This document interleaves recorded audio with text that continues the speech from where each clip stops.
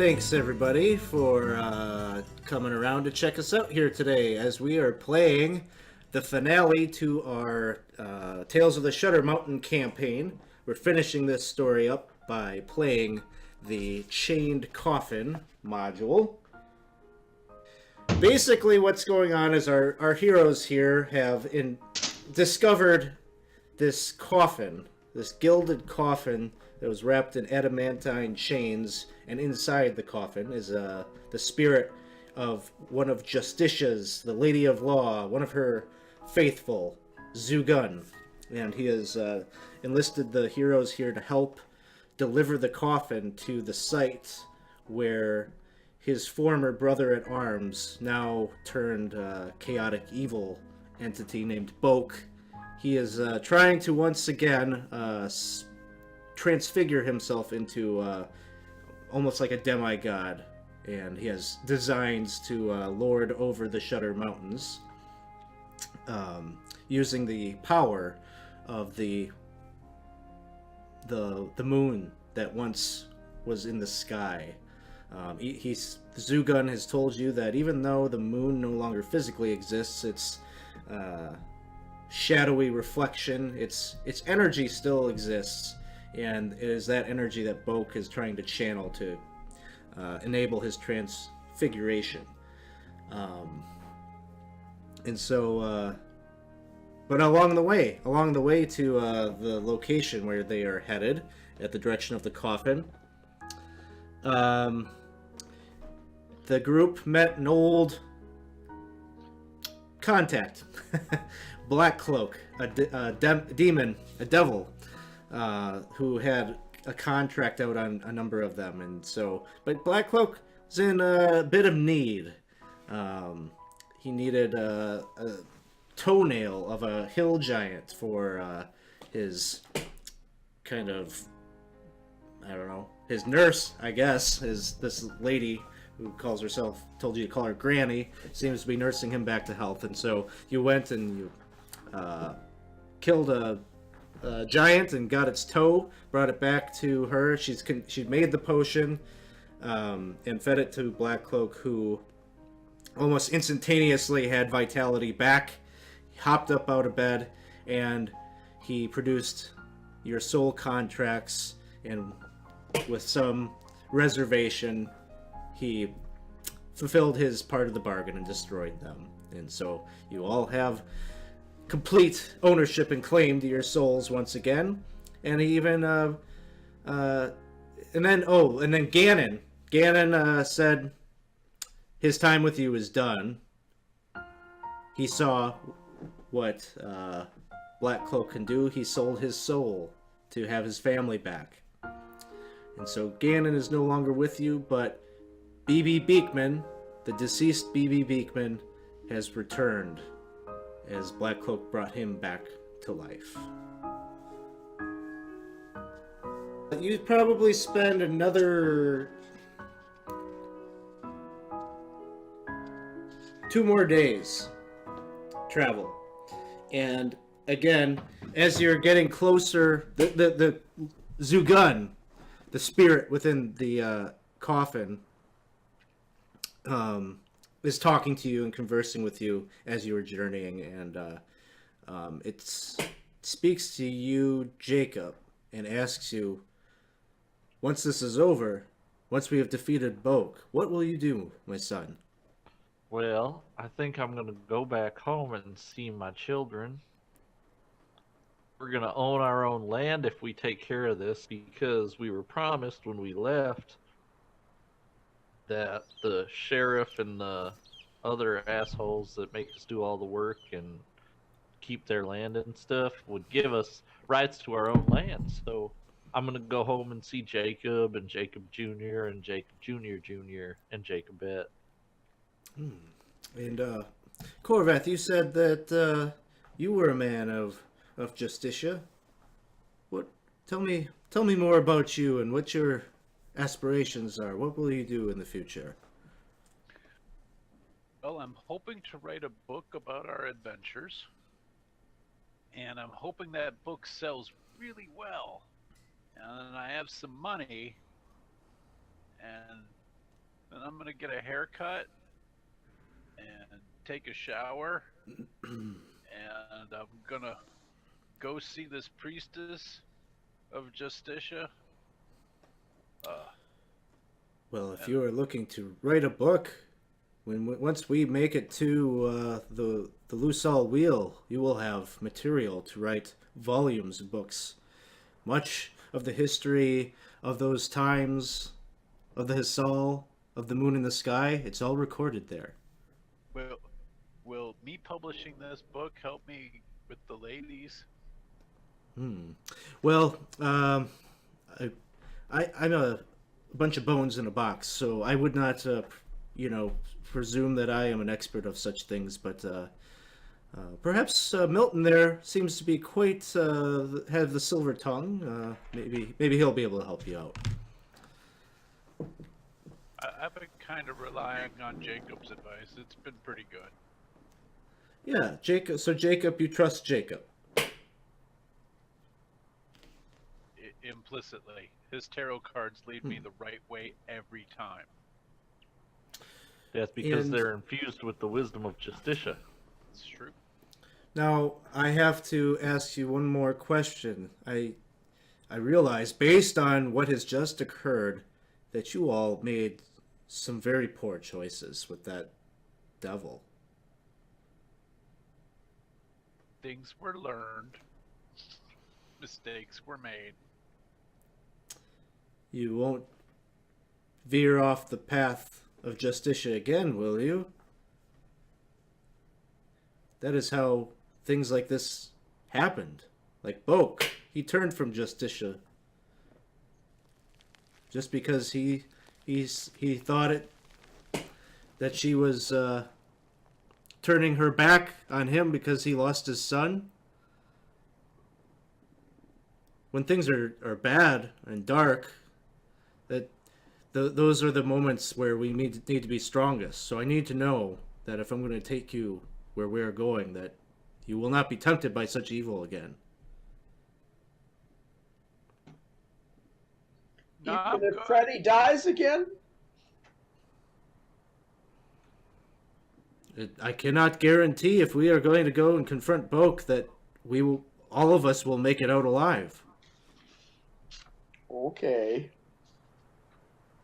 I just hope I go with him. So he kind of impresses upon you that this is pretty dire where you're headed, and that is kind of physically apparent as you're looking up at the sky, and you can see the green eldritch energy. There's almost like this crackling storm cloud of unnatural energy that seems to be forming a ring in the horizon where you're headed, and the Coffin continues to direct you in that direction. And after 2 days' journey, you make your way past past the wildwood, through the woods, and up ahead you get to a point where there's a stone bridge that crosses a high, narrow gorge. This bridge, it looks a bit weathered. You can see it is weathered and a bit crumbling at points, but it looks relatively intact. You don't feel that the integrity of it is so diminished that if you were to cross it, that it'll crumble upon you, and it would give you passage to the other side.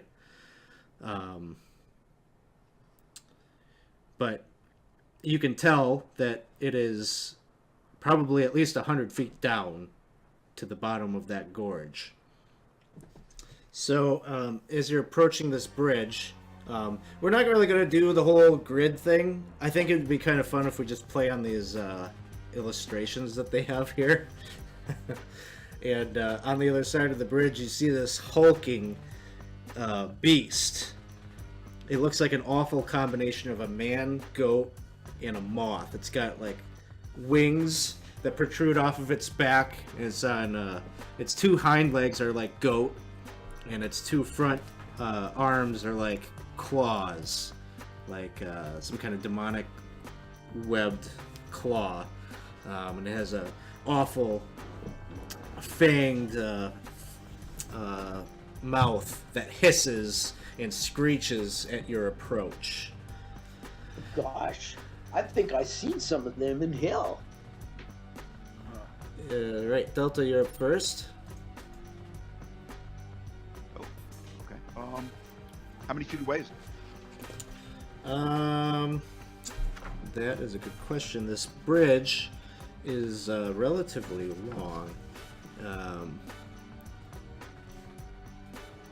It's like 40 feet away from you.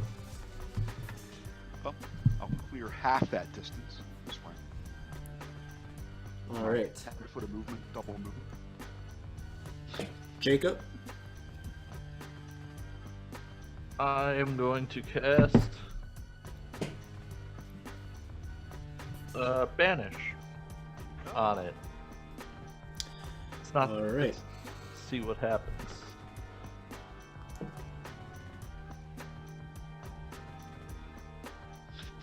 $18.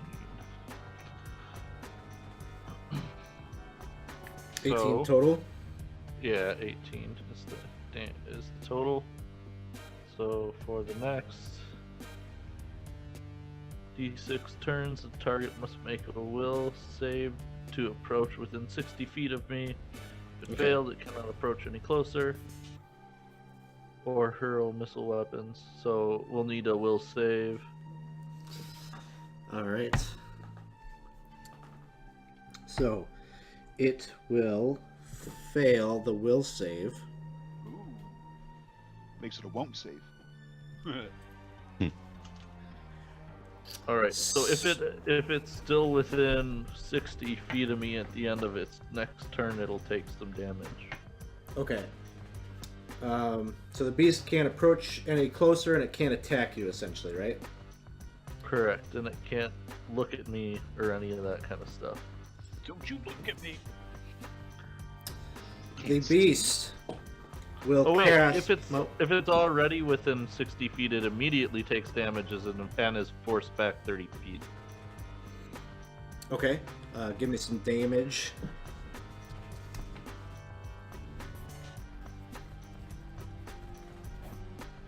$12. Arcane. All right. So you can see it shirk as it takes that damage, and it recoils back to a very large stone door in the background, and so it's all the way back. It can't go any further. It's back. Its hind goat legs are pressed up against that wall, and you can see it look at you in anger and rage. And all of a sudden, the entire area. Well, let's see. That whole area at the back of the bridge is enveloped in darkness, and so you can't see the beast anymore.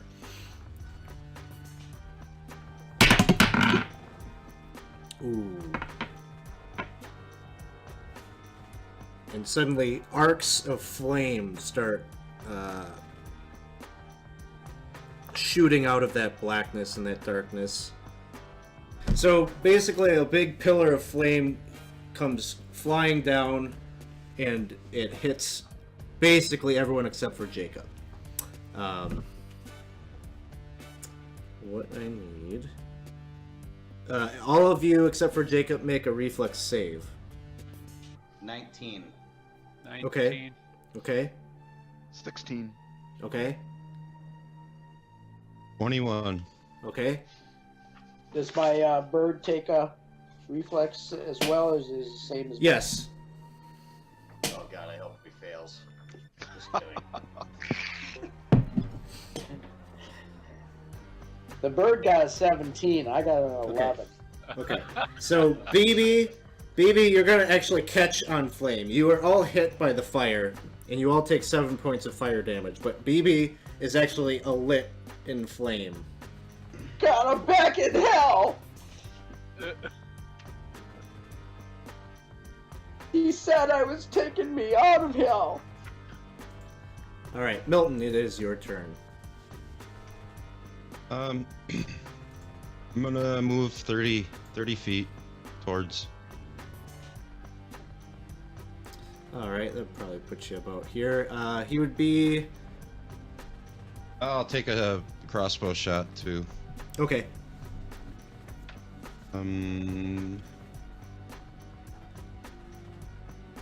18 That will hit.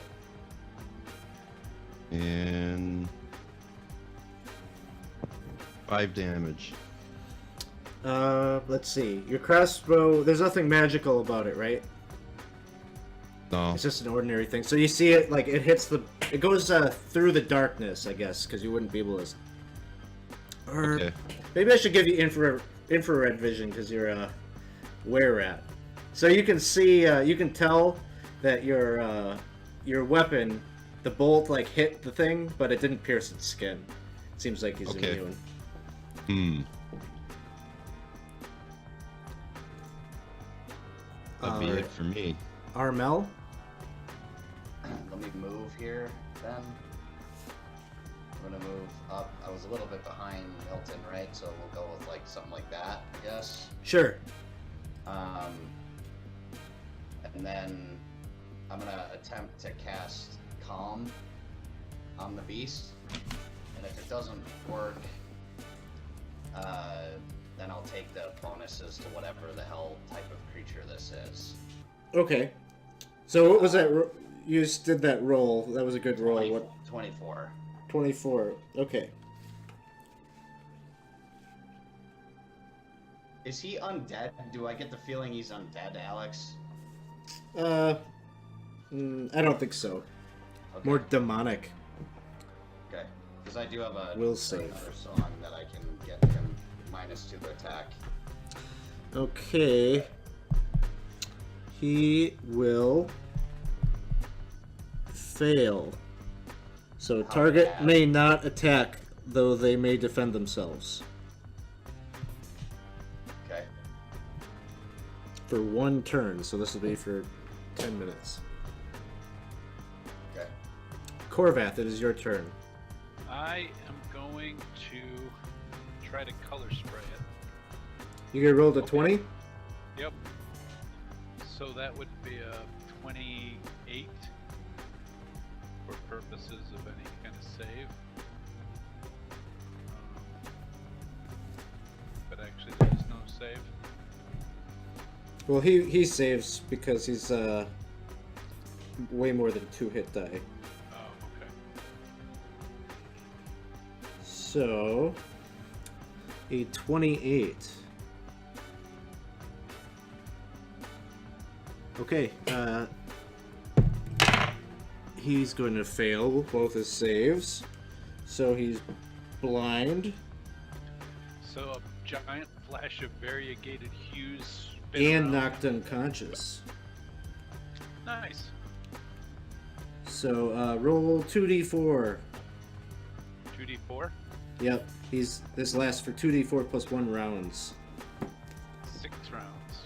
Oh, Okay, plus what? 2d4 plus what? plus 1. So 7. Okay.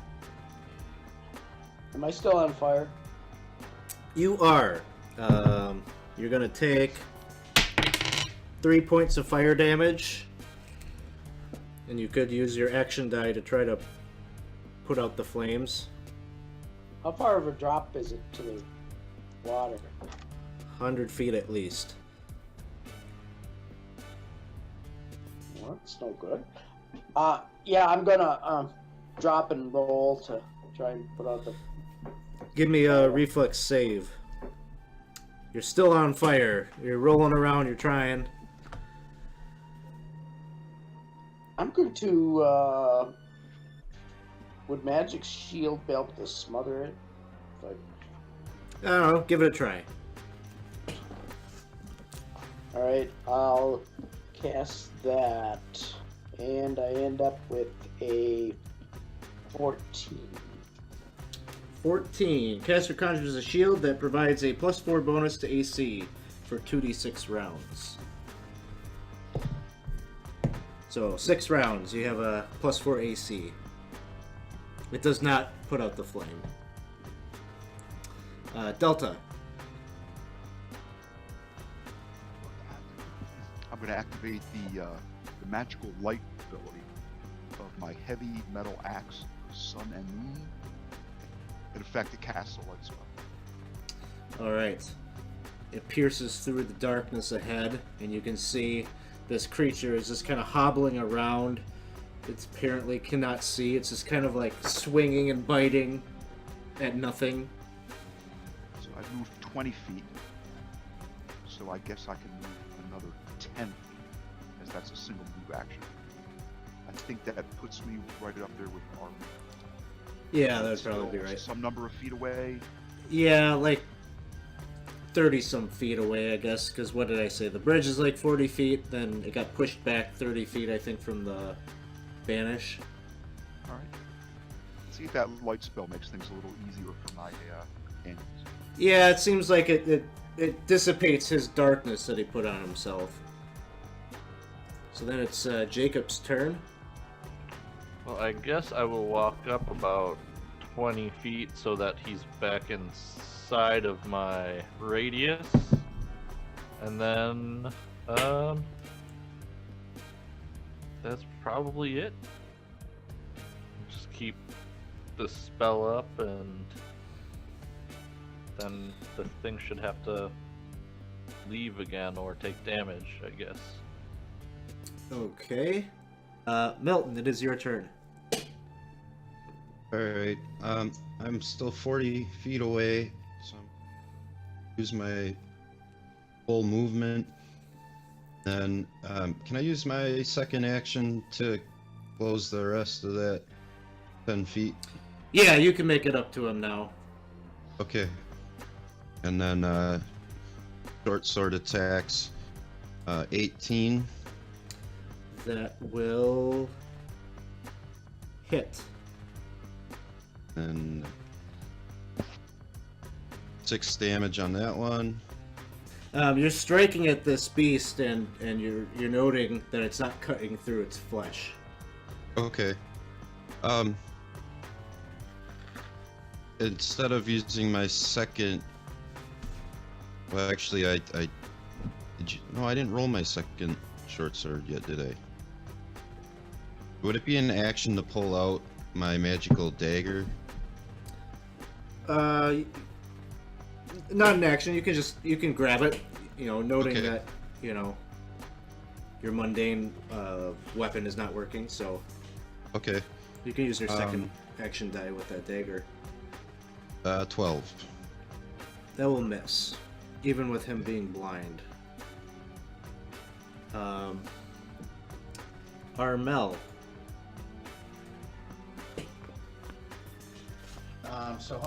So he's probably 50 feet away from me. Nah, he's like 30 feet. If you wanted to move up to him, you could. And take a swing. Sure. Okay. I will do that. I don't have a quote-unquote magical weapon. I have the hawthorn wood that we were using to get down the other demons before. Can I swing with him, or swing at him with that? Sure. Okay. Make an attack roll. So it takes 15 plus my 2 attack modifier plus my strength, right? So 18. 18. That will hit. 7 total. What Give do us- I add onto it? Strength modifier.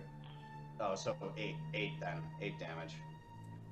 Okay. It seems like it does pierce his skin, although you have a tough time with it. So he's going to take half that damage. Okay. Roll a d20. Let's see, there's a 50% chance that the sword breaks. 18. Okay, you're good. Oh boy. This is gonna be rough for me. Corvath, it is your turn. magic missile. 15. 15 on magic missile. That will be one single missile, 1d4 plus caster level. 1d4 plus caster. Yep. That'll be 6. Ganon, your turn. Alright, I'm still trying to put my flame out, I guess.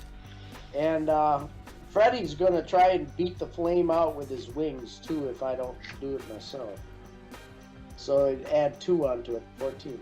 Okay, not enough. You're still on flame. You're still on fire. 5 points of fire damage. I'm down. Delta. Alright, I guess I move another 20 feet. Should put me in position to attack next round. Okay, That is that's your hustle. Yeah. Okay. yeah. If you could call it that. Yeah. Jacob. Alright, I'll walk over to BB and I'll do the lay on hand spell. Freddy is kind of sitting on BB, kind of guarding him. He's looking at you. I'll very kill the bird if he nasty. comes near me. Somehow he senses that you're trying to Hiss. help him. Hiss. So, All right, so he'll allow it. 26. So you can. What's your alignment? Are you lawful, Well- chaotic, or neutral? Well, I'm neutral. Who Okay, knows what so- it is since I've been in hell, though. You can have 4 of your own hit dice back. So Okay. roll whatever. I don't know what class you are or whatever. I'm an elf, so that'd be 4d6, I think. Okay. I don't think this thing is calm anymore after it's been getting attacked. So he's blind. He's blind because of the color spray.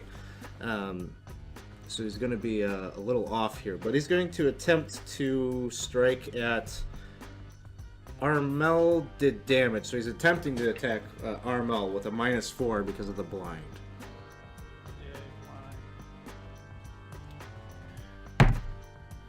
So that's going to be 11 to hit. Miss. And he's got one other action dice, so he's just like claws are just like kind of wildly striking out around him. And he gets a nat 1, which would be a fumble. This is what will happen.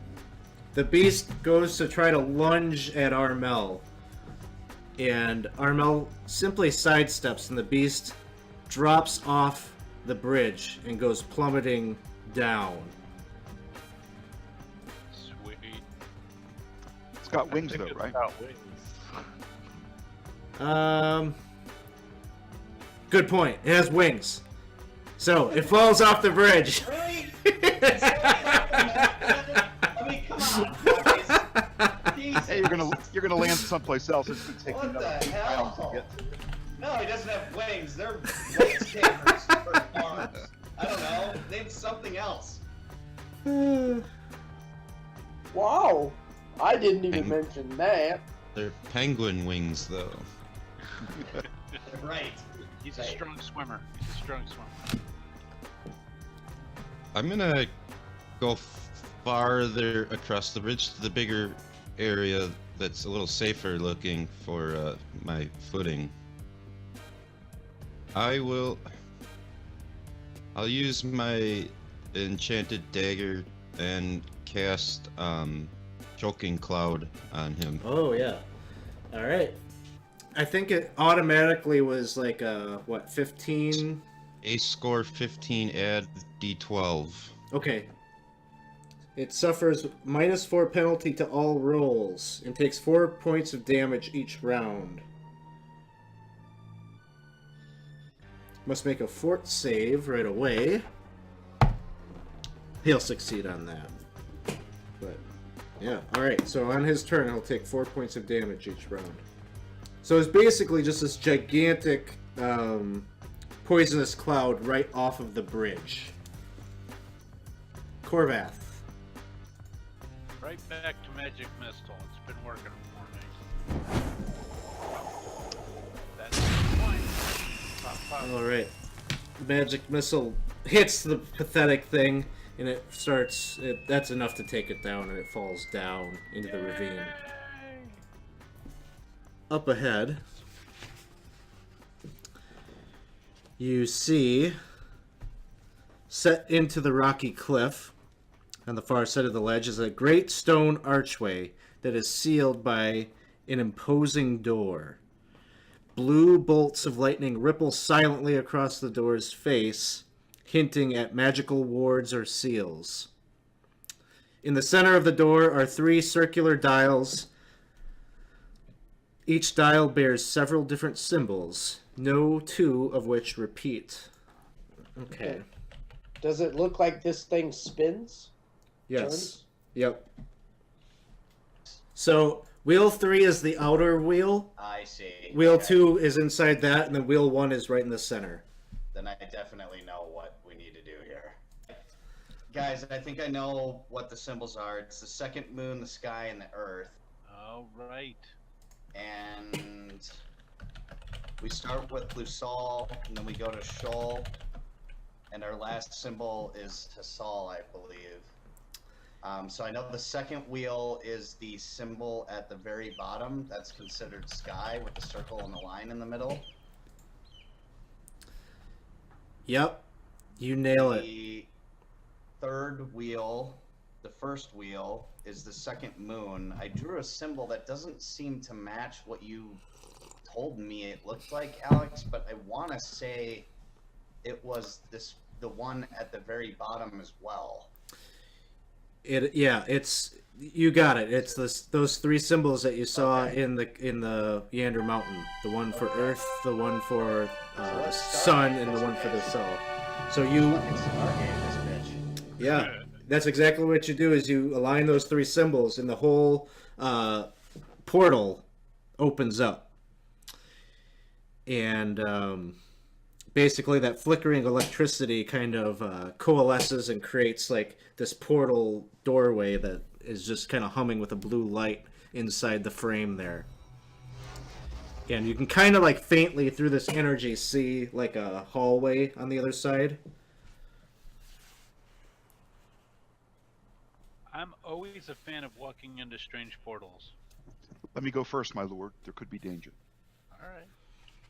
So Delta, you pass through the gateway and you seem to safely be able to do so. The arcs of lightning don't harm you, and the rest of you would be able to see her on the other side. I follow. You travel down a like 10-foot wide passage for probably about it looks like about a quarter of a mile through that tunnel. And then you'll arrive in this next area. This large chamber stands beneath a 30-foot high ceiling held aloft by columns carved from the surrounding mountain rock. The middle of the open room holds a 20-foot diameter table, which is crafted from black stone. A number of dull crystalline specks are set into the table's surface in seemingly random patterns. In each of the room's 4 walls are open archways that lead into darkness beyond. There's a thick blanket of dust that covers the table and floor of the room, and a horrendous odor that fills the air here. You almost gag at the stench of rotting waste and decay. What did you say was in the middle of the room? It's like this black slab, almost like a table. It's 20 feet wide, and it almost looks like a night sky or something, the way little white specks are kind of incorporated into the design. Do I recognize any constellations? Yeah. That's what I was going to ask Corvath. Yeah, make an intelligence, just an intelligence check.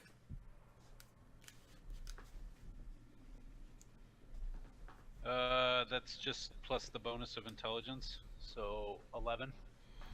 Okay. This arrangement very definitely depicts constellations that would be visible. Without your charts and things like that, you wouldn't know exactly the constellations and whatnot. But you also identify that these little they're moonstones that are embedded into the black stone work of the table, and they look like they would be quite valuable if removed. I acknowledge everybody that. And say these are constellations. I'm just not sure what sky, what season they would be. I mean, I do have my book. I have a constellation book with me. Can I look it up? Sure. So I'll take you a look. minute. You look. This pattern is not a pattern that has been seen in the sky for some 300 years. And you probably you have. I mean, you'd have the coffin with you. But I'm guessing probably not the donkeys and everything. You probably have to leave them out. But the voice of Zugun would inform you that the last time that this constellation pattern was in the sky was the last time that Boke attempted his transformation. When Zugun and Boke had their battle, and he prevented him from transforming, was when this was last in the sky. Got it. They all heard that, right? Yeah, you would converse about it, and Cool. So I'm wondering. I feel like this might have something to do with some symbol with Justicia. I might just be going off on a tangent here, but that was when his son fell sick and died, and he turned chaotic against Justicia. yeah, the event that turned Boke evil was when Boke's son fell sick and died. Right. So when we look at the patterns on this slab, you said that these moonstones are worth some value. I'm assuming by that you mean that they're removable. So is there a way we can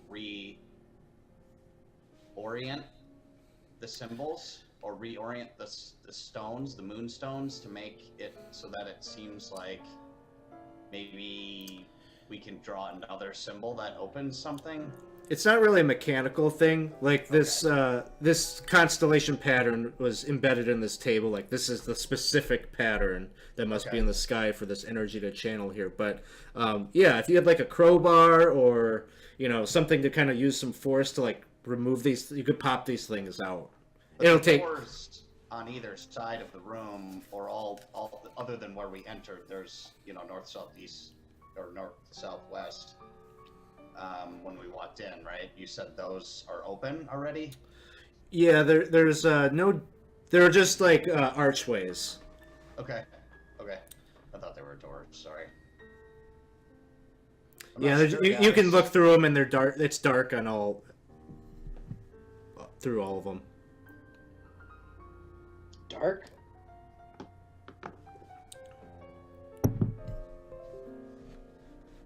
Should we just go straight across the room and check out the room directly in front of us I'm in favor. on the west side there? Yeah, Alright, that Alex, so sounds I got a about right. torch out. Can I Yeah. my guy there a little bit? Oh yeah. Wow. Well, I'm an elf. I couldn't have looked in. Oh, roll initiative. Okay. I'm going back to get my bird. I'm sorry, everybody. So, you move over to that area and you pop your light in to look beyond, and there are a number of bronze hooks that hang along the top of the arched entry. So it looks like there at one time had been some kind of like a curtain that would have been drawn across here. But it is no longer, and you look into the 15-foot wide, 30-foot deep room that contains fragments of dry, rotted wood and decaying, ruined furnishing. Rotting animal hides and bones litter the floor beside mounds of black excrement. Oh, The stench, this is where the smell was coming from.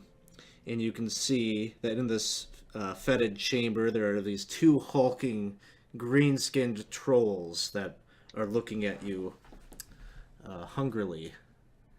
Milton, it is your turn. Blazing short swords. 16.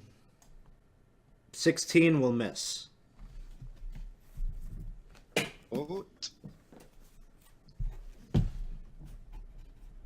That will miss too. I'm gonna roll my d14. That'll miss again. All right. Jacob. I will shoot a big bolt from the blue at these guys. All right. 22. I unleashed a number of bolts equal to my level, which is 5, and they're aimed at a single target. So the one on the right, the blue one, All right. Big blue for the blue. 1d10, 25 damage, and then it needs to make it actually needs to make 5 fortitude saves. Okay, it fails the first one. Alright, so that is 1 round it's paralyzed for. That needs to do, and it loses a single point from one of its abilities. And these can stack, so it has to make all 5. All right, a 20. That will fail because it was a 22. Okay, 23 on the last one. Okay, so it failed 3 more times. Yeah, so a total of 4 times it failed. Okay, so then 3. Alright, so it's paralyzed for a total of 9 rounds and loses 4 points off of some ability score that you choose. Okay, sounds good. Corvath. I gotta stick with what works. Yep. Man, I suck with the 6. So 6 damage. Which one did you want this to go at? The one that's on ML. Okay, It's not the one that's paralyzed? Yeah, I guess so. Okay, he goes down, Cool. but you kind of notice his wounds seem to regenerate, where there was like a hole or something where your missile like strikes him, and then that wound kind of closes up. So the paralyzed one, you see that it regains some of its hit points, but it's still paralyzed. And then the other one is going to attack Milton with first with the bite attack. 15 to hit. 15 is my AC. All right. So he will hit and do 13 points of damage. Ooh, he rolls a 19. Oh, yeah. Okay. Sorry. 12 points of damage, so you take half. That'll be 6. Okay. And he will hit again. Third attack is going to be 13 points of damage, so you can take 6. All right. And then it's Delta's turn.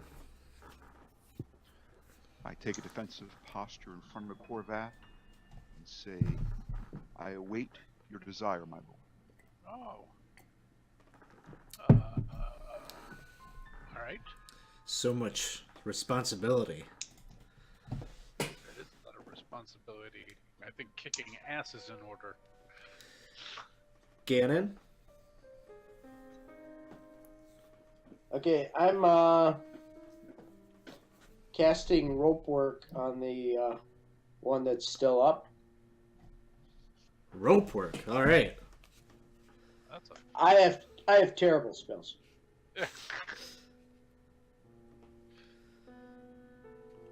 Okay, that will be 17. 17 on rope work. The caster summons a rope. He commands the rope to rearrange itself in any shape. This can be a symbol, writing, numbers, or anything else. The rope takes 1d4 rounds to arrange itself, depending on the complexity of the request.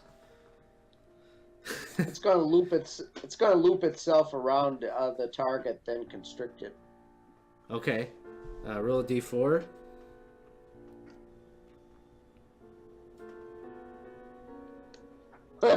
Four. Okay.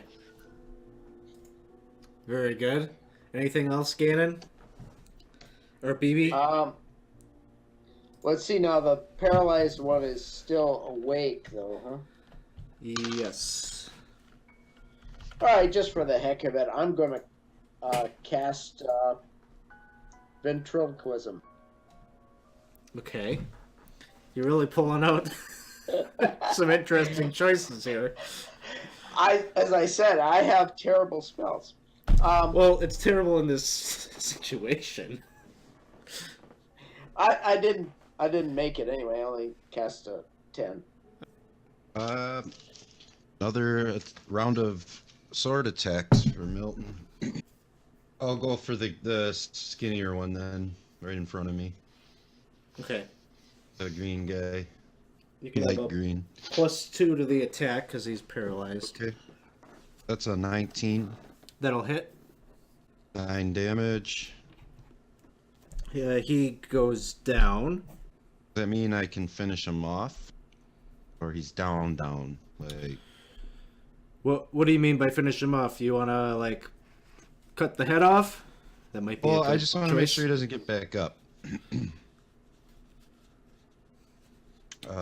Yeah, I'll cut his head off. All right. He's at 0 hit points, so using your action, you can just automatically do that. You sever his head off. Cool. I'll take my last swing at his partner then. All right.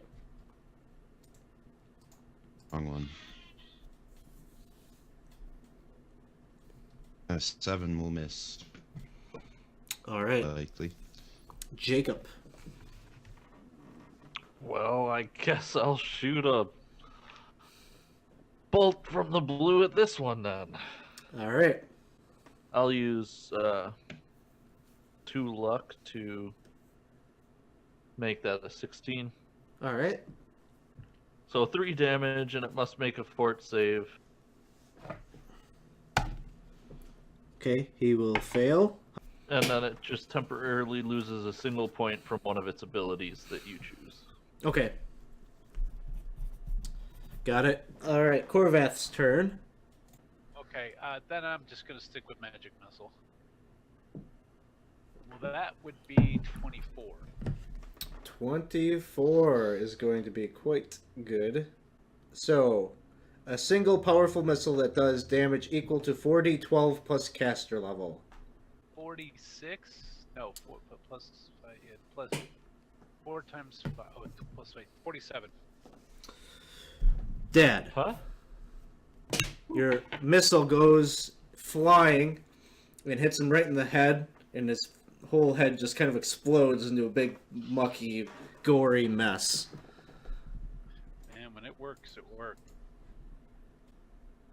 You guys have really gotten good at this stuff. Can I search the room? Yeah, so you go about searching the debris, and what you end up finding is that even through all this muck and the feces and everything that you're digging through, you are rewarded because you find that they did kind of secret away a little globe. It almost looks like a snow globe, but it's made of a black stone, similar to the construction of that table out in the main chamber, and it's kind of got like speckled white dots all around it. It's like this astro globe kind of thing. Do I feel anything from it? It seems, I mean, just by looking at it, it looks like a very nice item as you're wiping away like the refuse and stuff around it, but You don't instinctually feel anything about it.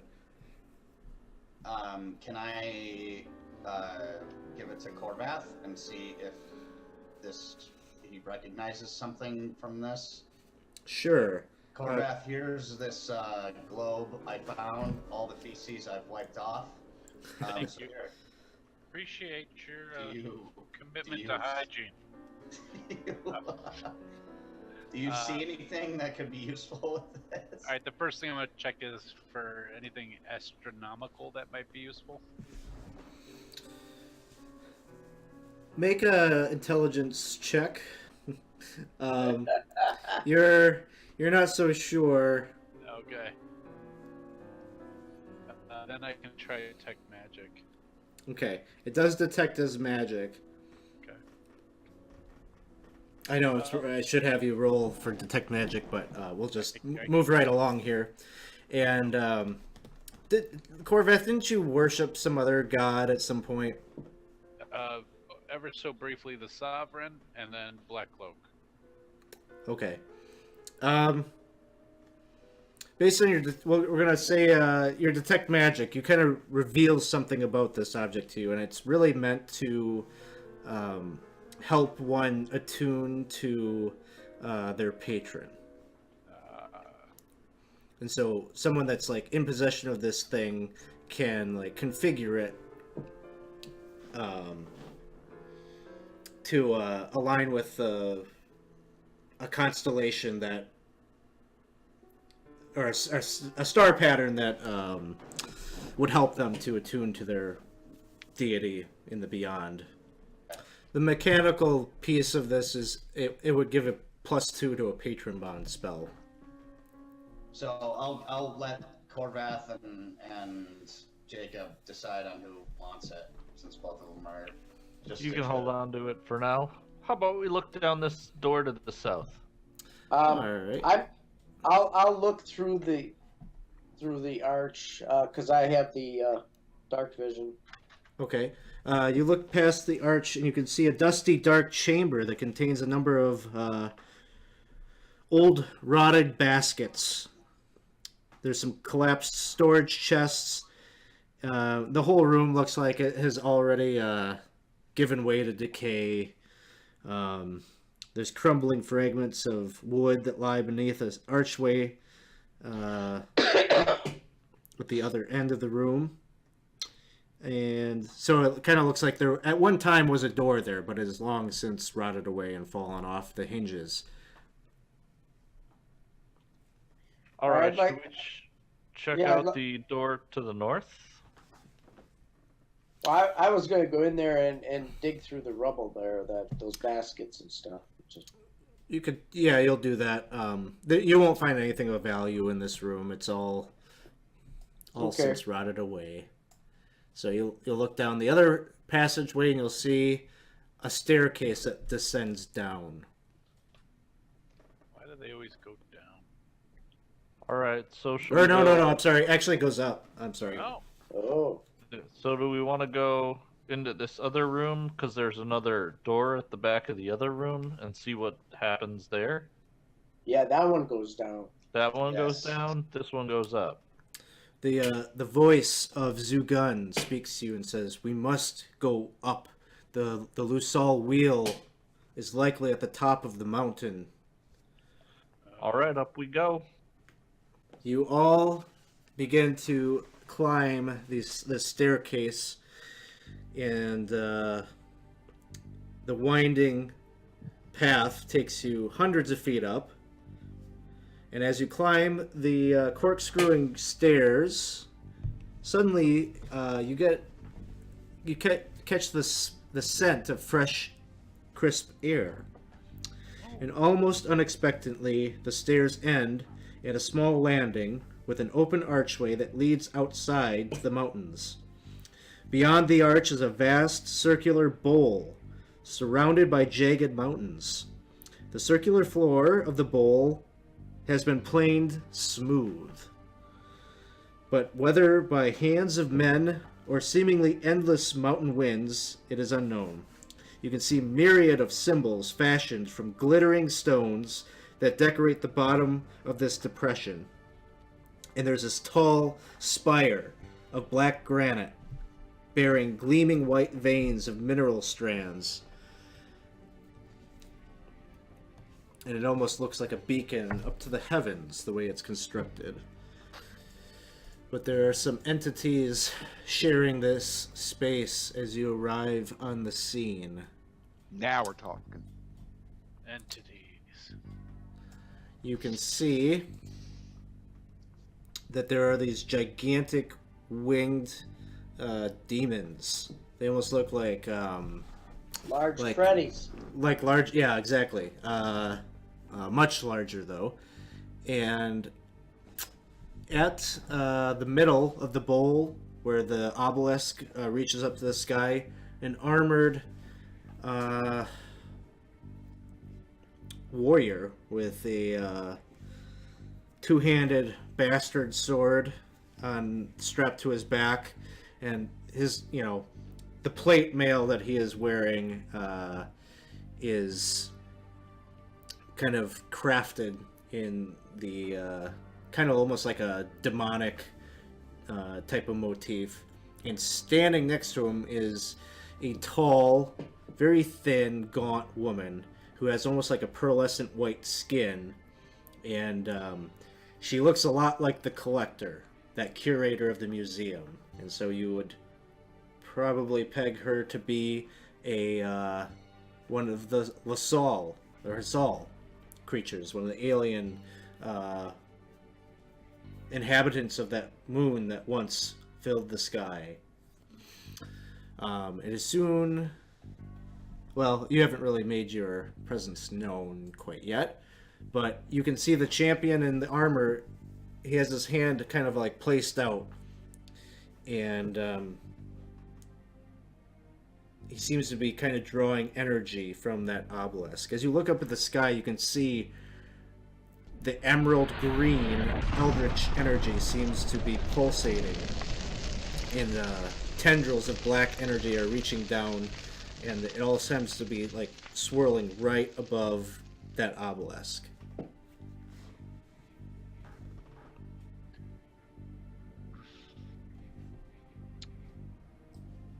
Do we notice any owls?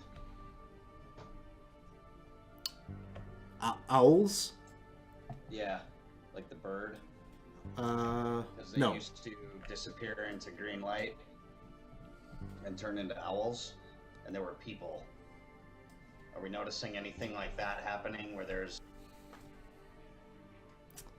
green light, you said, was coming out? Is there a figure of any kind? Is this like a sacrificial pet is kind of what I'm getting at? This energy is in the sky. Okay. No, Satellite. well, Armel, give me a personality check.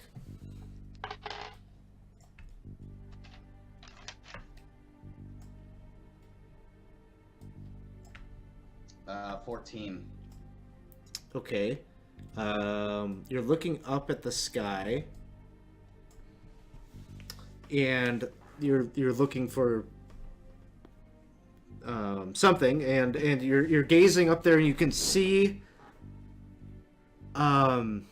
like it's almost like the profile of if you were Ariel and you were looking down at a city, like looking at building tops. You see that in the sky. And they are strange buildings, kind of almost like metallic. You've seen these before. You had like a vision when you were in the museum, and you used some artifact, and you were able to like look upon the moon at the height of its like Yeah, like one civilization. And you see that like in the sky, like almost like right inside the green cloud. So I'm gonna tell Jacob that. Mention that this is exactly what we experienced, him and I, when we were in the museum, right? It's kind of what we experienced, right? I think so. And you remember what the end of it, how it went, right? It exploded. That's right. And then Explosion. that was the end of them. Yeah, maybe we just leave. Mm, No, The you're co- right. We gotta kill these I'm sons gonna of venture to bitches. guess that we can't. All right, let's do this. All right, roll initiative. All right, I will do it for us. Corveth will be up first. Yeah. So, this energy's coming up the obelisk. Yeah, I'm gonna try something weird. nice. I'm gonna cast Ekam's Mystical Mask on myself. All right, you enjoy a +4 bonus to saving throws of any type against gaze attacks for the duration. The Chaos Demons take flight. And they're all going to use their full movement and kind of line up here on the precipice. And then it is BB's turn. I am casting Charm Person on that guy with the heavy armor there. And in true BB fashion, he rolls really bad. But I'm going to...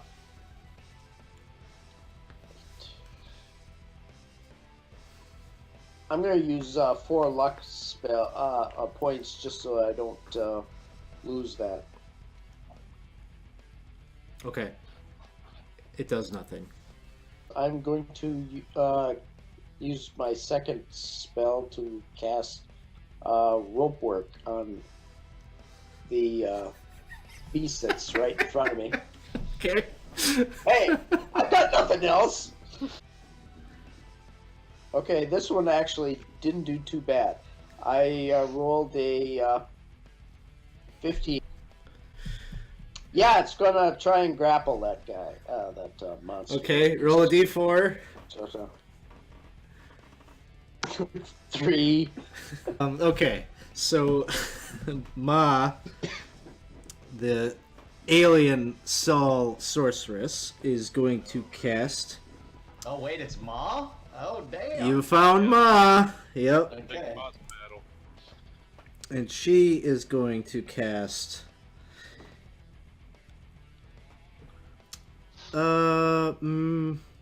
Let's do Magic Missile. So that'll be a 21. 1d4 plus 2 missiles. They can be aimed at separate targets. Ooh, 6 missiles. She, And you get a missile. And you get a missile. she's gonna throw 3 of them at Corvath See you guys. and 3 of them at Delta.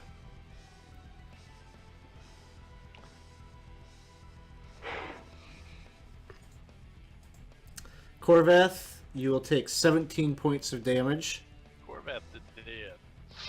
Okay, Corvath goes down. Yep. And Delta takes 11 points of damage.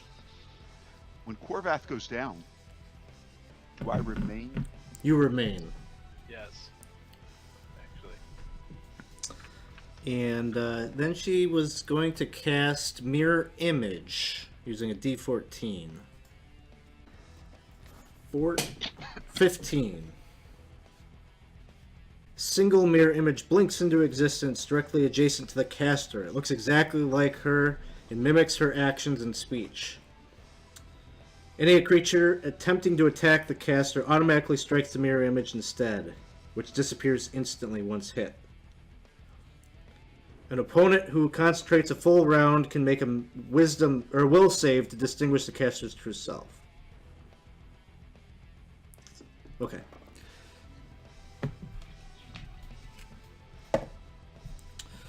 All right. The champion near the obelisk, you could just see his arm is outstretched and it's touching that black stone, and energy is just like dripping down, pouring into the stone, and the runes on it are just alit in this green light. And as that happens, this like cocoon of energy drops down all around him. And then it is Milton's turn. All the script in the saucer type thing, is that like lit up and doing stuff too? Yeah, it's like a green glow fills all those runes.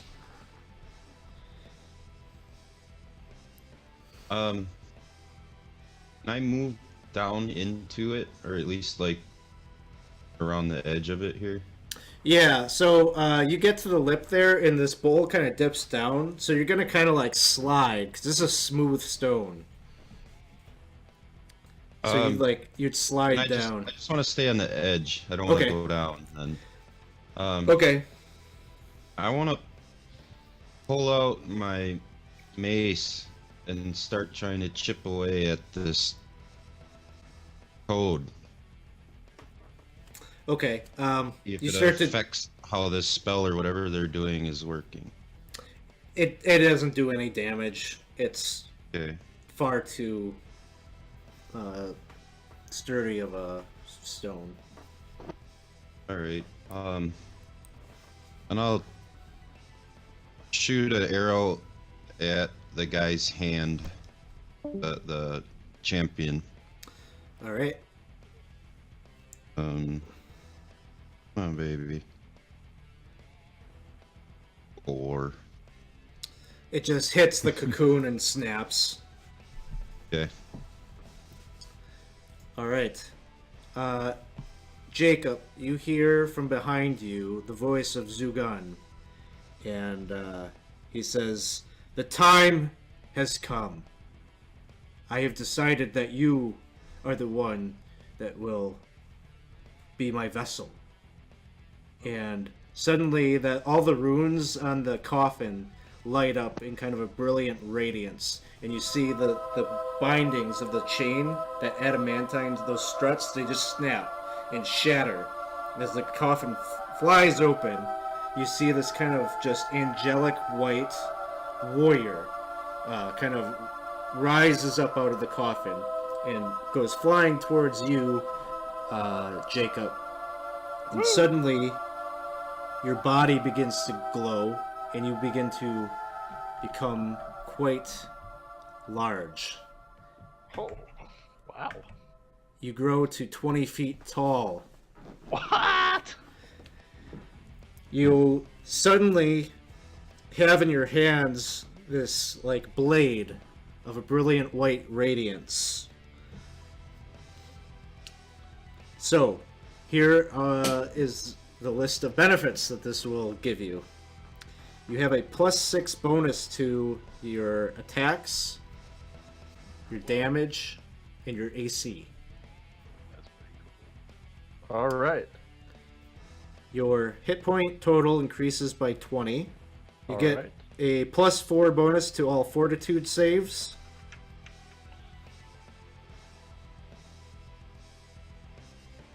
Okay. You get a +5 bonus to will saves against spells. Your weapon damage is +2d6.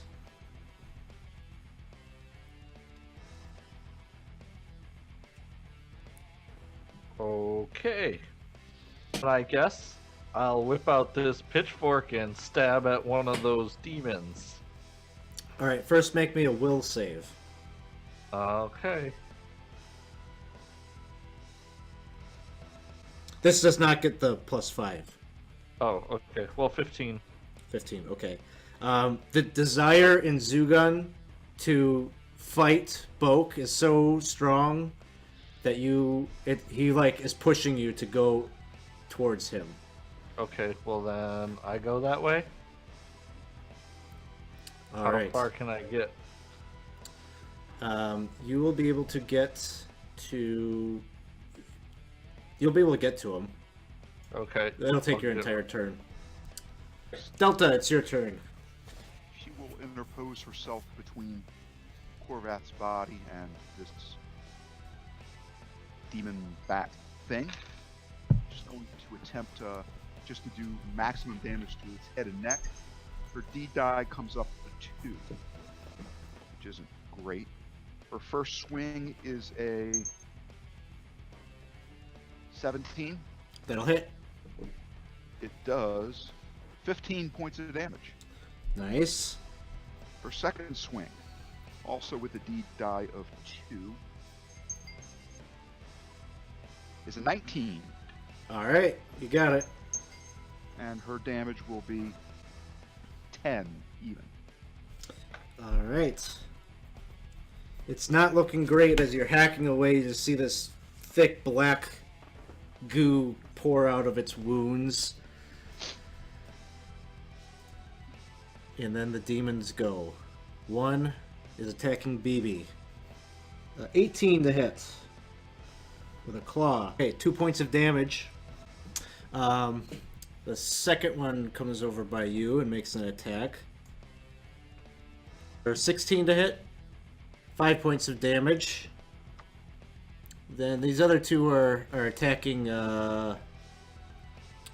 Delta. This one misses. First one misses with a claw attack. The second one is attacking, it like whips at you with its barbed tail and misses. All right. Korvath is down. Yep, I'm down. Okay. BB, it is your turn. Okay, I am casting magic shield on myself. That'll be 15. You will get a +4 bonus to AC for 2d6 rounds. I'm going to attack that monster right in front of me with my sword. Or with my spear, I should say.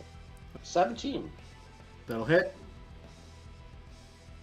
Okay, that's that'll be 6 plus 2. 8 damage. All right. It takes the damage and has a piercing wound similar to the one that Delta was attacking. Black blood pouring forth. And then it becomes Ma's turn. Ma is going to withdraw to back here, seeing the Knight of Justicia arrive on the scene, and she's going to try to cast a magic missile at him.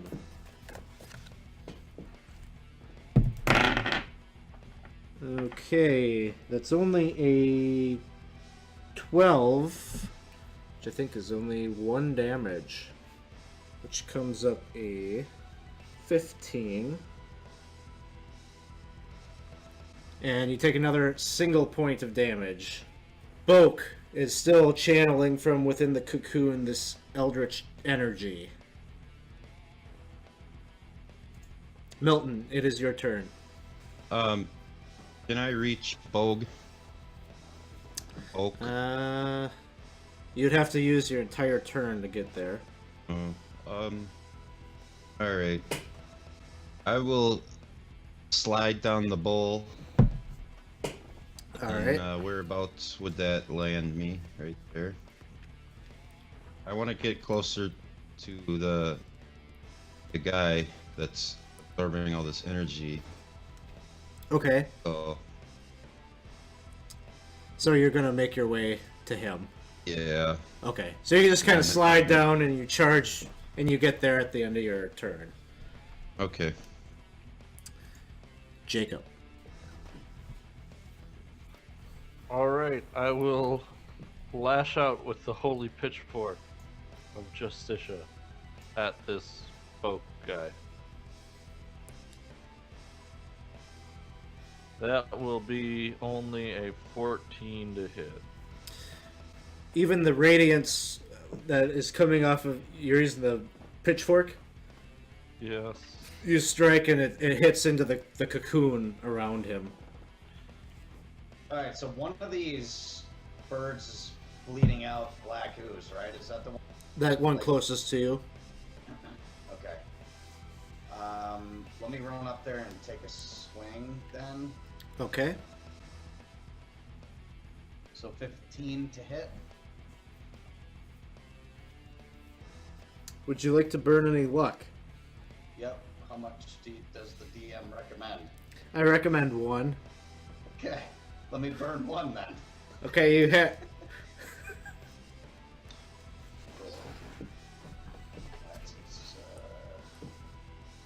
And I'm using that hawthorn wood sword.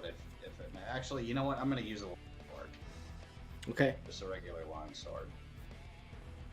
4 plus 1, so 5. You swing, you thrust your sword forward, and it goes right through the chest. And it goes down, having endured a lot of damage. Delta's turn.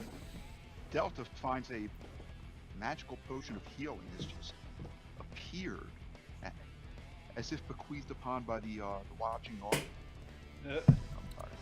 Oh, did somebody redeem an item? I believe so. Pours it down Corvash's throat. Oh I yay! may take an opportunity attack since I'm kind of ignoring this demon bat bird vulture thing. Okay. I think there are AOOs in DCC, right? I'm electing not to do that. Look. All right. So the demons will continue. One of them attacks BB. And 8 will miss. Second attack from the other one is going to be a 12 BB. That's a miss. Okay. You dodge 2 of the attacks. This third demon is attacking Delta with a claw attack, which will miss with a 9. Corvath, you've just been restored. So if I get restored, do I have my spells back? You're did you lose? What did you lose I that you lost wanted? magic missile. Okay, if you lost magic missile, what you can do is spell burn to get it back. Okay, I'm doing that. So you just have to spell burn the number of points equal to the level of the spell to get it back. So in this case, 1. Okay. Take 1 off my stamina. Got magic missile back. And I'm gonna aim 1 at the one that just attacked Delta. Okay. And that'll be 18. 18.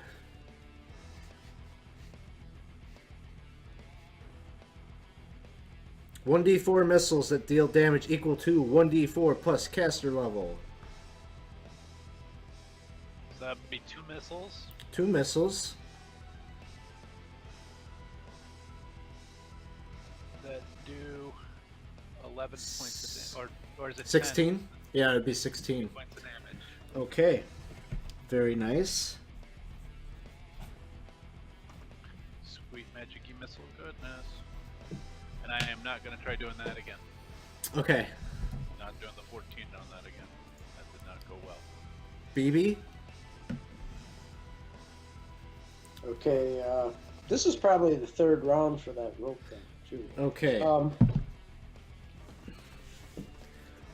And I'm going to cast invisibility. Okay. So the rope ends up enveloping and binding one of the demons.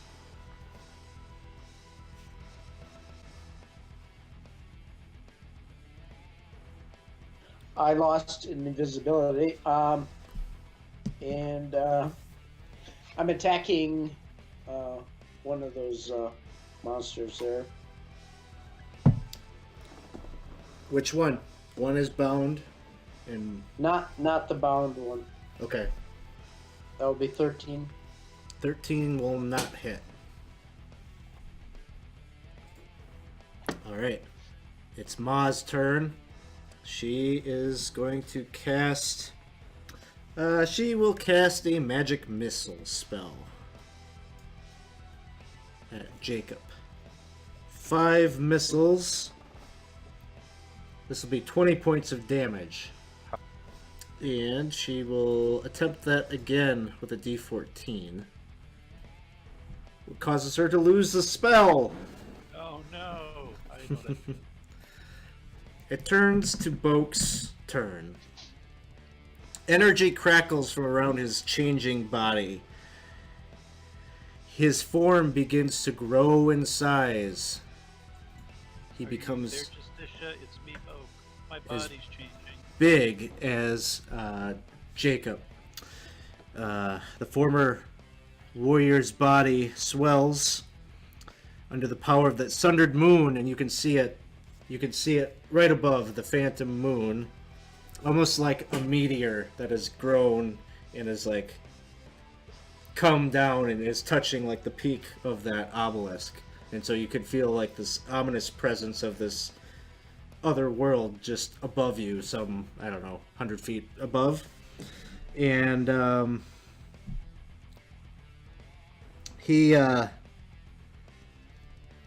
is now in this like demonic form. His like armor has split off of his body, and you just see his human male visage has turned demonic. He's corded with muscles that are just a tapestry of tattooed runes. And they got 2 Goliath champions, one of law and one of chaos, that are about to duke it out in battle here. Milton, it is your turn. So Milton's sitting there like, oh shit. Yeah, dang. And it Come on, ruins Milton, my get- plans. You can get big, can't you? Yeah. I just have to hold my breath. Close my eyes.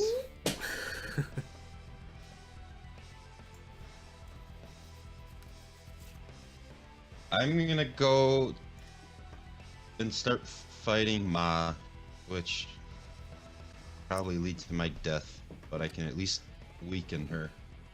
All right. Maybe. We'll see. We'll see. Milton goes to deal with Ma. 23. 23, you attack. And remember there's 2 images there, so you destroy the one image. Oh boy. I So now- will attack the other image. All right. I get a 21. That will hit.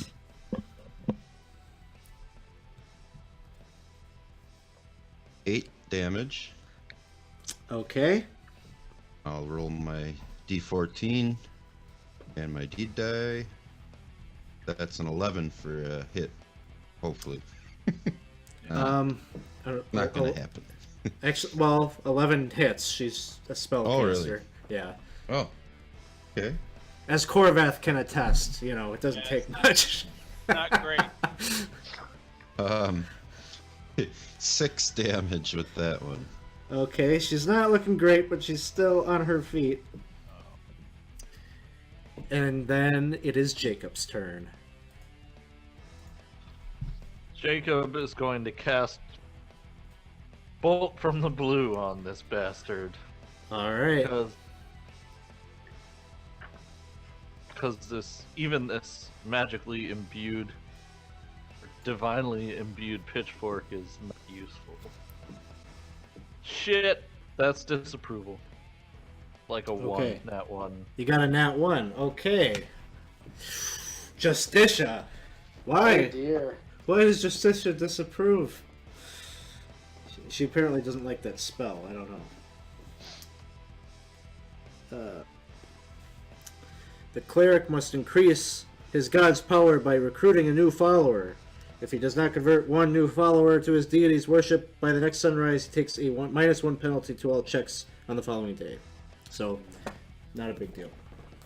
Alright, Armel.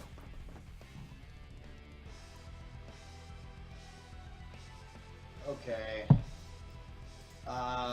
So am I able to glide down and get an attack off? Am I close enough? To yeah, sure, you could do that. Okay. Woo, baby! 20. Nat What is 20? up? Yep. All right. Okay, masterful strike. You inflict an additional 2d6 damage. You can see as you like strike her through her chest, she's like begins to try to mutter one last spell, and you're like, you grab her and behead her before she can get the incantation out. Hell yeah. Nothing happens to Bo then? Damn it. I thought No, he was no. gonna get him down. I thought he was mind controlled or some shit. No, if anything, she was his pawn, Oh, or she was the pawn. He was the master. I see. Yeah. Okay. Delta, it is your turn. I'm going to take a few swings here. My D die comes up a 3.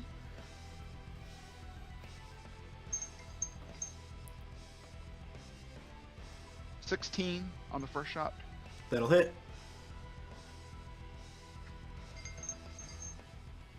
8 points of damage. Okay. Second attack is a natural 20. Blow reduces internal organs to jelly. Death is inevitable. So your two-handed axe basically just cleaves this thing in twain as its gory, necrotic, or demonic entrails just spill out. Delicious. Big mess on the ground. Messy. Anything else from Delta?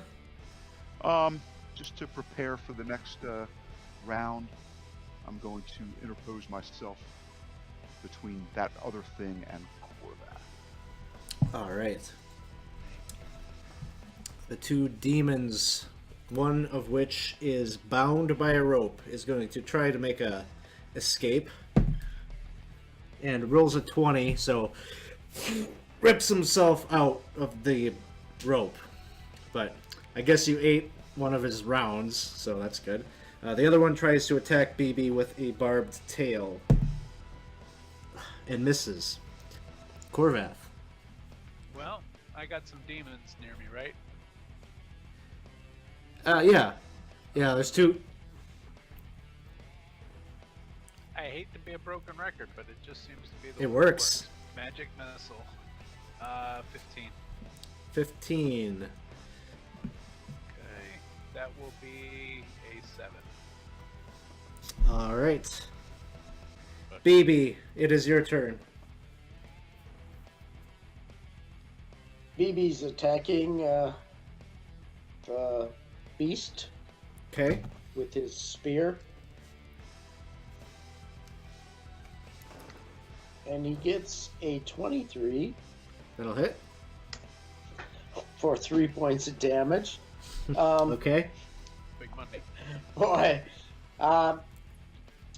And he's going to use a second turn to. He's got a potion of healing he's carrying around. He's gonna drink that for his second action. Okay. Sounds good. Boke is here, and he's ready to do battle with his nemesis, Zugun / Jacob Many-Ears. He uses his two-handed sword. 15. That will miss.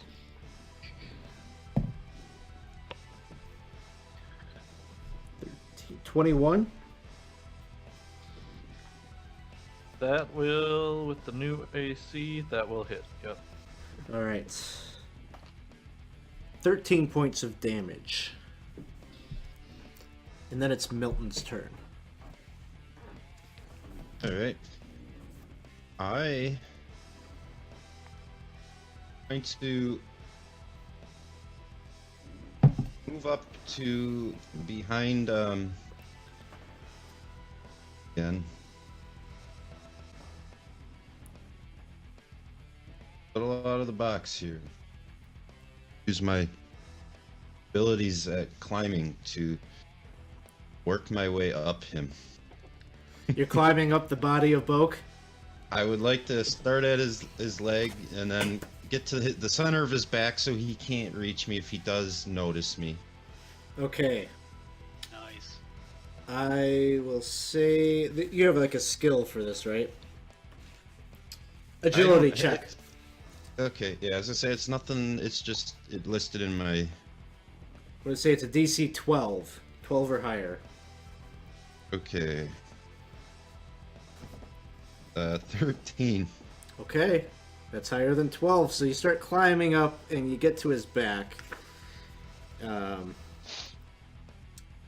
don't know. I'll give you a +4 to your attacks against him. Nice. It's subsequent turns. Sounds good. All right. Jacob. Well, I guess I'm going to have to lay on hands myself here. All right. So, 15. Alright, I'm going to take some hit points back. Sounds good. All right. Delta. Lather, rinse, repeat. First attack. Well, let's see how this D die comes up this time. Comes up a 3. So his first attack, Delta rolls an 18. That'll hit. Damage of 10. Okay. He's still Second on his attack. feet.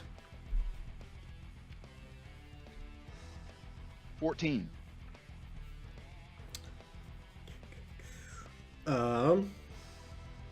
That will miss. Misses.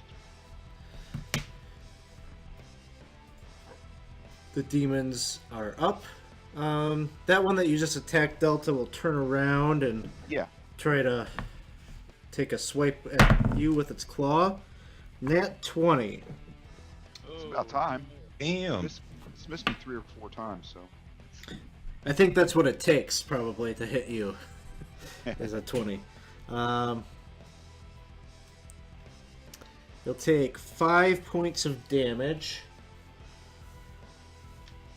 When it swipes, it grabs you right from underneath your feet and it takes out your legs. Oh, Okay. You take 3 points of additional damage, but your speed is reduced by 10. oh no. So I think, more and I'll be walking backwards. yeah, right.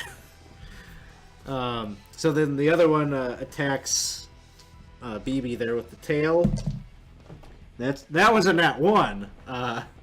So let's see what happens to him. He swings and becomes prone as he falls back or falls forward in a prime position to be decapitated. Corvath, it is your turn. How many of them are around us right now? There's 2 there. Yep. Okay, I'm gonna try color spray this time to blind them. All right. Nat 1, crit fail. Okay. I'm happy to lose the spell. So nothing happens right now. Not right now. Great. Anything else? No, I'm gonna stay with where I'm at there. All right. And wait. BB. I'm going to attack that one that's prone. Okay. I'll give you a +2 on that. 19 That'll hit. for 6 damage. Okay. I'll attack him a second time. 16, That'll hit. 7 damage. All right. It is Boke's turn. Boke, of course, is going after his hated enemy, Jacob / Zugun. Oh, that one's not great. He's going to miss on that attack. Second attack is with a D14.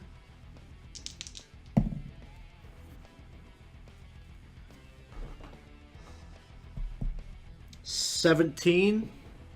That will miss. All right. So the two of you are like parrying each other, and then it's Milton's turn, clinging to the back of the gigantic warrior of chaos. You said he was wearing armor, right? He was, but then when he transformed, all that armor like split off. He's just like bare chested, like like some kind of like anime creature that's like hulking out with tattoos of eldritch energy. 21. My attack. That'll hit.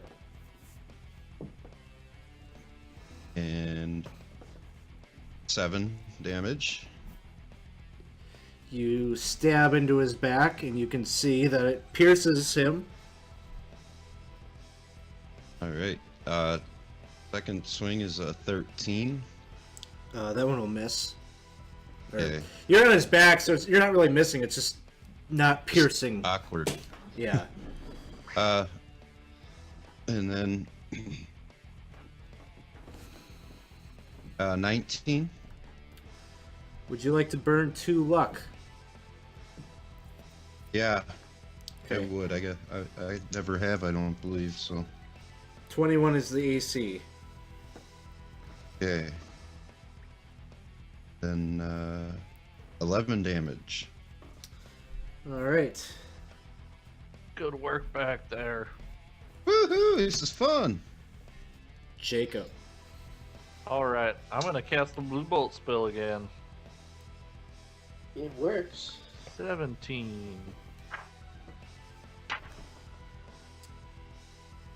I'm gonna spend a luck to make it an 18. Okay. 18 with the bolt from the blue. Yeah. 1d8 points of damage. He'll make the fort save. All right. 5 damages. All right, Delta, it's your turn. I fumbled on my first attack. That's a 10. Minus 3 is a 7. I dropped my weapon. Okay. I have to retrieve it or draw a new one. So I will retrieve it. Okay. That probably takes the place of my second attack. I think that seems fair, yeah. Alright. Demons are going. One of them attempts to attack Delta. Gets a nat 20. Make a fortitude save. Delta? Yeah. 12. Okay. So you take 4 points of damage right now. You're going to take 1d3 hit points of damage at the beginning of each of your turns. You've got this nasty wound that is just like bleeding out profusely. The other one is attacking BB and misses. Corvath. I'm gonna shoot magic missile at the big guy. So that's 12 points of damage from the magic missile. Is that on the demon here? Yeah. No, you said you're no, the big Boke. guy. Oh, right? Boke. Okay, Yep. okay. Very nice. Your missiles hit him, and he's kind of getting barraged. He's got a lot going on. He's got Milton on his back. He's trying to deal with Jacob, and then he's getting barraged with these magic missiles. You can see he's feeling a little overwhelmed, but he's still on his feet. All right, I'm attacking again. That will be 15. Would you like to burn a point of luck? I think I will. All right, you'll hit. 9 points of damage. All right, that demon will go down. Yay. Boke. Boke is going to attack Jacob. 18. That will miss. All right, second attack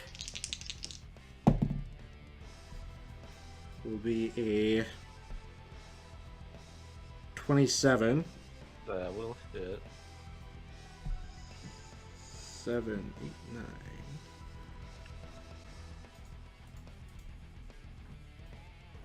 $20 points of damage. Milton's turn. Oh yeah. Go. Let's go. Let's go.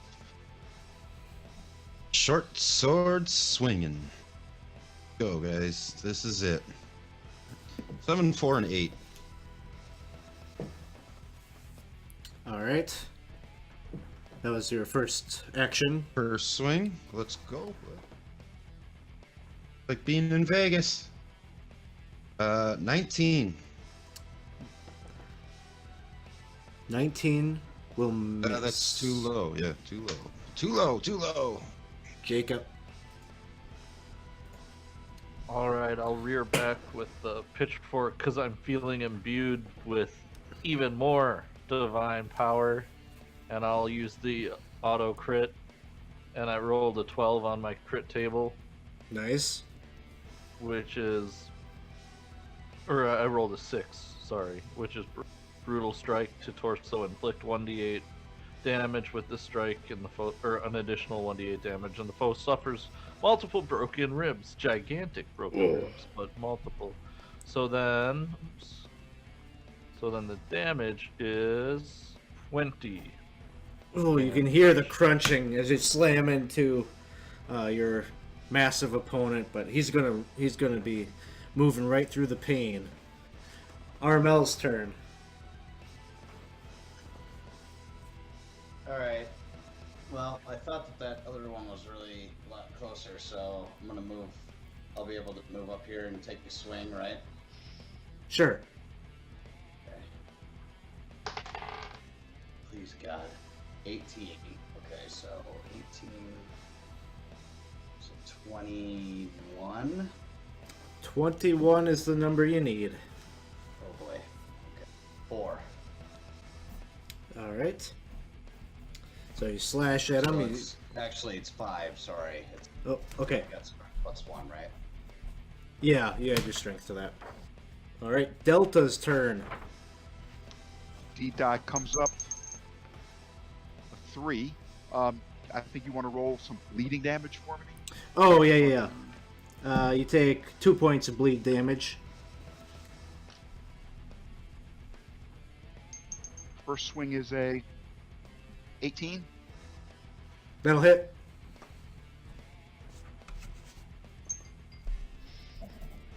$14 points. Take down the demon, the last of those vulture demon creatures. Awesome. right. And I'll look at Corvath and say, stay here. And I'll move 10 feet. It's Corvath's turn. Pew pew. At the I lost the spell. Oh, yeah. An explosion of missiles sprays in all directions. All creatures within 100 feet are hit by 1d4 minus 1 missiles. Okay, everyone's going to be hit by 1 missile, each doing 1 point of damage. So everyone takes a point of damage. Alright. Sorry, everybody. Yeah, it happens. Something else happens at the same time. Corvath is like This having some. Yep, the color spray comes into play. A latent color spray that you didn't mean to cast is going to hit both Delta and BB there. You were blinded. How about BB? Will save?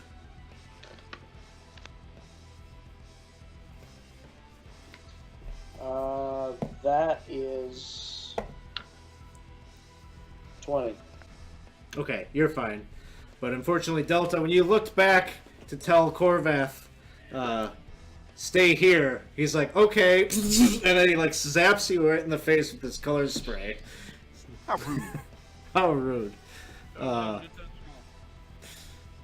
Alright. BB. Okay, I'm gonna move to where the action is. I'm gonna attempt a haste spell. Okay. It's probably too ambitious for BB, but Well, and it was. I failed. Boke is laying into the champion of Justicia. This demonic long sword. Ooh. That is going to be a 30-something to hit. Okay, I'm down. Okay, it brings you down. He's also going to make an attack at Armel. 21 to hit. Oh yeah. 18 points of damage. Solid. Still up. But Still up. Okay. not by much. Milton. Here we go. We're getting kind of low here, guys. Yeah. This goes well. 19, I'll miss. Other 19. 15. All misses. The group is feeling disheartened as they see the champion of Justicia fall. And Boke is just gloating over the battlefield. Becomes Jacob's turn. He's down. Armel, it's your turn. Alright, let's take a swing at this piece of shit. Oh, 19, baby. So 2, 21 plus 3, so 22. That'll hit. Hit. Okay. And then 1d8. 8 plus 1. Alright. 9. You strike at the base of his leg. You make a wound. Delta. I'm blind, so how about I pull out a piece of cloth and try to bind that wound that's gaping. Oh, sure. Try to see. That's probably a full round action. So You'll take the 3 points of damage this round, and then if you full round, you can bind that up and heal yourself. because I mean, if nothing else, maybe my sight will come back in the Yeah. ensuing 6 seconds or whatever. Sounds good. Corvath. I'm gonna burn a little stamina and get magic missile back, Okay. and I'm gonna aim it at Boke. Oh! Roll a d6. Oh my god! Ray. Patron taint or corruption. Bump, bump, bump. Corruption. Roll me a d8. 6. 6. Your fingertips turn translucent, almost invisible, appearing ghost-like as if they were composed of pure force energy. Cool. Awesome. I kind of like that. BB. Alright, I'm moving up here and I'm going to cast Magic Shield again Okay. to burn some luck to bring that up. Burn 3 points of luck. Okay. What is it? Okay, that brings me up to 12, so Okay. I get a +2 bonus to AC for For 1d6 1 to 6 rounds. round, All right. or 5 rounds. Nice. Boke is going to take a swing down at Armel. That's going to be a 21 to hit Yep. for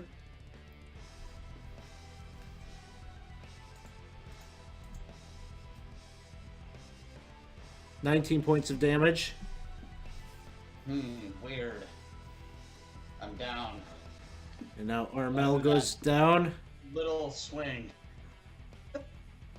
And Boke has incredible reach. So his second attack is going to... That sword is coming down on BB.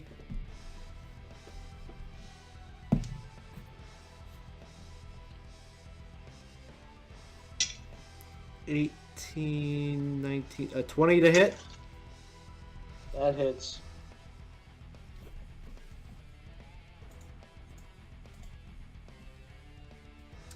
$21 points of damage. Down. And Boke is just looking over the battlefield. And you can see he's gesturing as if he's already won. Milton.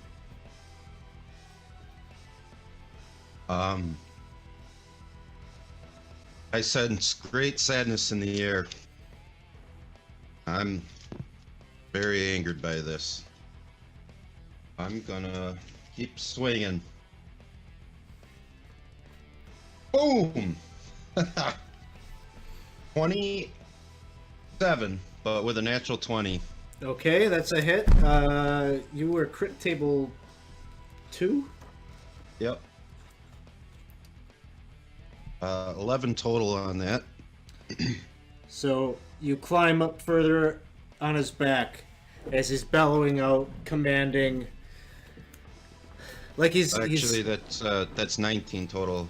I get to use my initial damage too on that, right? Mm-hmm. Okay, so yeah, 19. Yeah, so you climb up further on his back as he's gloating over the battlefield, and you take that dagger. It's the dagger that you got from that little rat demon back in the hedge maze, right? And you plunge it deep into the back of his skull, and you just rip right down, and you can feel the corruption of that blade kind of enter into the wound as he starts to kind of collapse in on himself, and he face plants right down. You Nice. slide off of his back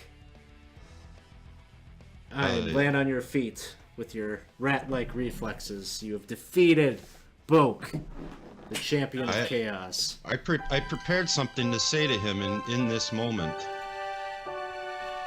Here it comes, voice changer and all. Boak, you have been summoned by the powers of the great Justicia, and by my blade to enter the eternal pits of torture and solitude. Damnation has been served. Long live Leggy Armstrong. Incredible. Absolutely incredible. You have won the day.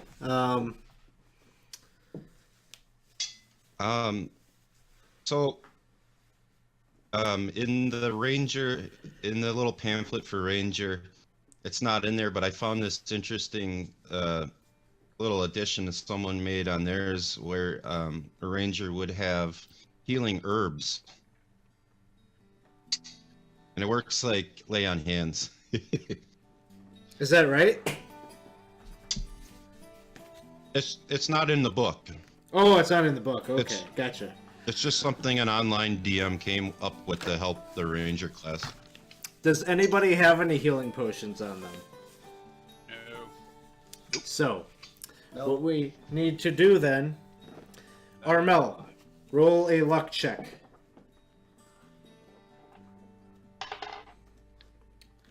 Uh, 19, which is way over my luck. Which is way over. I'm at 16 after our bonuses, and then +1, so 17. How about Jacob? You want me to roll a luck check too? Okay. 2, which is under my luck. Okay. We got both bases covered here, Armel. Whether he wants it Jake- over or under. Jacob see. survives, Oh, but shit. poor Armel gave his life in this battle against Boke. He successfully completed his mission, though, prior to this event, and he put his friends to rest, and so Armel passes on and goes with Zugun to Justitia's halls and becomes something of a story here in the Shudder Mountains, as people will remember him for his legendary banjo playing. Wow. Is that as you defeat Chaos's champion, and he falls. The gore from that wound that Milton struck against him fills the bottom. It just fills the little crevices of those runes. And with a moan, that entire obelisk starts to crack and shatter as it falls to the ground. And the glow from the sky fades. You no longer see that skyline of the Lusol city, and you see a bright blue sky, cloudless sky, as the sun shines down into this bowl, or this ledge on the mountain.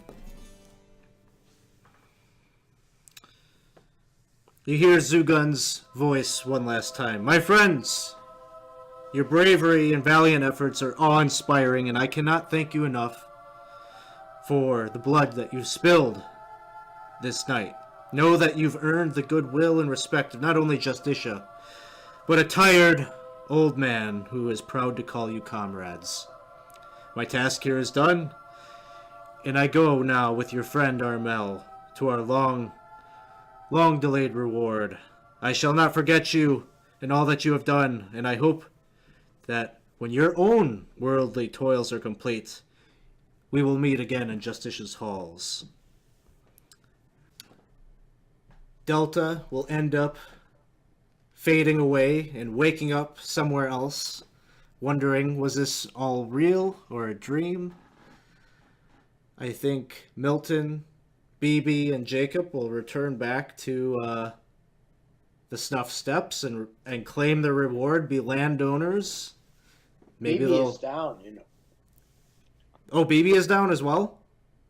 You bet. Okay, luck check.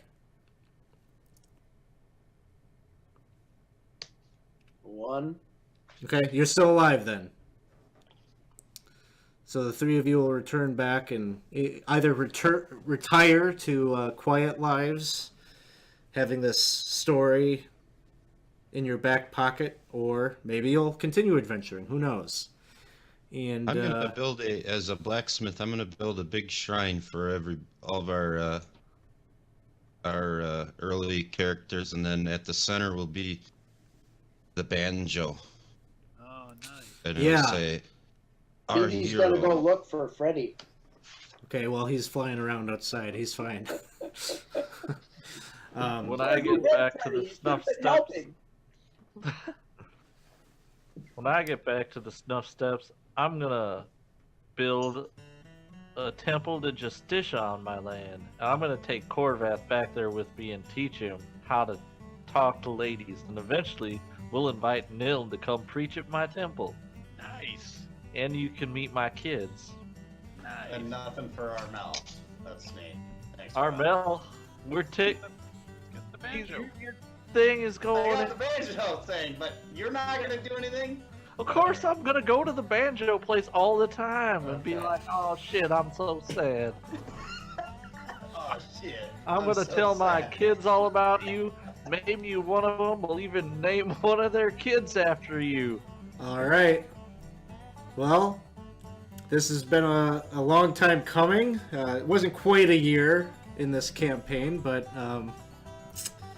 it's been a good while. This is our second full campaign on the channel, and I hope you had fun. It was kind of an experiment to see what it would be like to do a long-term story campaign in DCC. And I think it was a lot of fun. We had a big event here that I thought it was kind of fun to run through this. So thanks everybody for sticking around and playing with us. Thank you, Eric, for stepping in as Corvath's champion of light. Yeah, Did my best. you did well. Thank you. All right. Well, thanks everybody. We'll see you all soon. Thanks for having me, Alex.